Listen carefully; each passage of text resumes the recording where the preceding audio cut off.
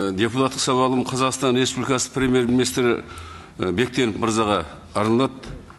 Құрметті Олжас Абайұлы, ауыл фракциясы депутаттарының мәжіліс қабырғасында көтерген алғашқы мәселелердің бірі агробанк құру болатын.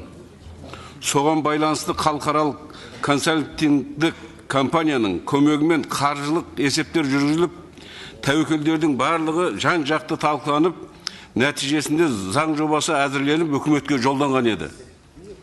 2023 жылдың желтоқсан айында агробанктың қажеттілігін нақты дәлелдеп беру үшін мәжіліске аграрлы сала мамандары мен фермерлер шақыртылып, ұлттық банк пен қаржы нарығын дамыту агенттігі басшыларының қатысуымен үлкен жиын өткіздік. Ол отырыстың нәтижесінде парламент депутаттары агробанк құрылуын қолдап, кейін мәжілістің 72, сенаттың 20 депутаты бірлескен хатқа қол қойып, үкіметке бірқатар талаптар қойған еді. Алайда содан бері 5 ай өтті. Мәселе орнынан қозғалар емес. Уәкілетті органдар қарастырайық, сараптайық деген сылғыртпа жауап бергеннен басқа ешқандай шара қолданбады. Демек, үкіметтің агробанкі идеясына қарсы қоятын дәлелді уәжі жоқ. Өткен кезеңнен бері агробанктың әртүрлі концепциясы талқыланып жатыр. Бұл идеяға президентіміздің ауыл шаруашылығына берілетін барлық қаржыларын бір терезе қағидатын қабылдау тапсырмасын агробанкті құрудың бірінші қадам деп қабылдадық.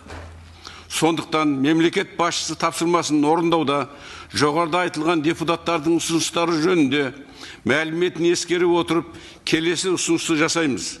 Тез арада агробанк құру мәселесін пысықтау үшін сіздің шешіміңізбен Қазақстан Республикасы парламент мәжілісі мен сенат депутаттардың қатысуымен құрамына ұлттық банк, қаржы нарығын реттеу және дамыту агенттігі, тиісті үкімет мүшелерін, басқа да мүдделі тараптарды, оның ішінде міндетті түрде маңдайынан терін төгіп, егін егіп, малын бағып жүрген ауыл шаруаларының ресми өкілдерін қатыстырып, жұмыс тобын құруды ұсынамыз.